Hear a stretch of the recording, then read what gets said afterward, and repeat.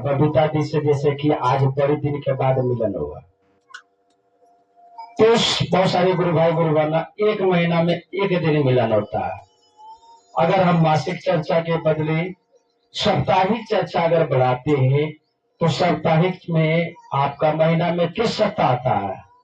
कम से कम 4 सप्ताह आता है ना, तो 4 सप्ताह मिलन होगा।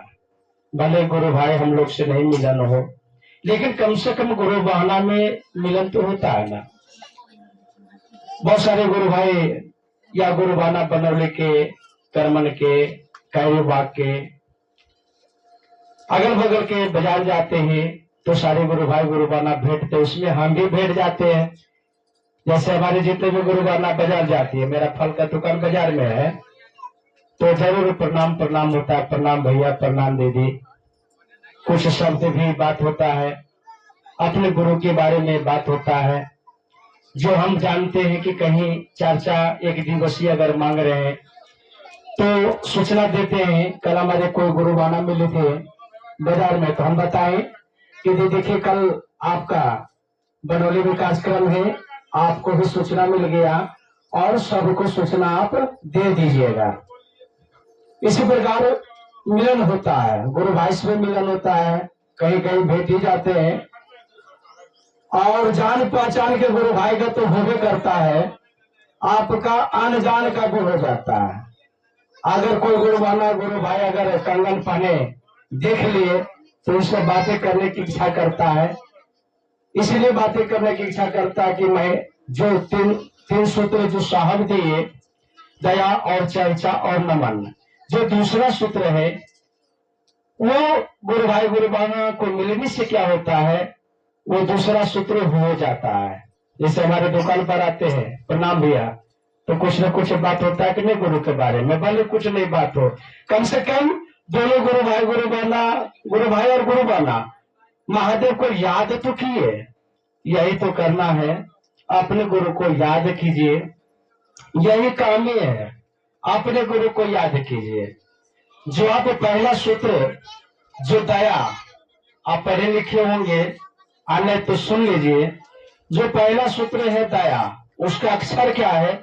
द या का या दया है ना, अक्षर है, पढ़े लिखे में तो मालूम होगा, नहीं तो जान लेंगे। जो पहला सूत्र में जो है दया, दो या का या दया, उसको आप उलट दीजिए, या कर दीजिए आगे या तो कर दीजिए पीछे, तो क्या हो जाएगा? याद। दया का अर्थ ही है कि अपने गुरु को याद करते रहे। नित्य दिन हर एक शिष्य को, हर एक गुरु भाई गुरु बहाना को कम से कम 4 घंटा अपने गुरु की याद में जरूर बिताना चाहिए। जैसे कि आपको साहब जो कहे क्या कि 24 घंटा में 4 घंटा अपने गुरु को जरूर याद कीजिए। देखिए 8 घंटा आप सोने में लगा देते हैं, लगाते हैं कि नहीं लगाते?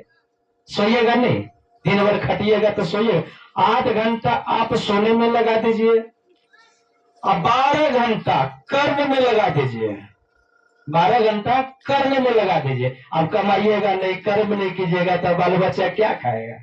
कर्म भी करना जरूरी है, चाहे जो भी कर्म हो। खेती में काहे काम कर रहे हैं, कम से कम 12 घंटा आप काम में कर्म में लगा दीजिए। 4 घंटा 12 8 20 और 4 घंटा अपने गुरु की याद में रहिए। कैसे रहिएगा, कैसे रहिएगा जरा बताइए तो? रह पाइएगा? रहते हैं? नहीं रह पाते हैं। देखिए रहना जरूरी है, 4 घंटा अपने गुरु की याद में रहिए। कैसे रहिएगा? तो वही साप्ताहिक आपका मदद करेगा, साप्ताहिक आपको मदद करेगा, मासिक चर्चा आपको मदद करेगा, ये कंगन आपको मदद करेगा।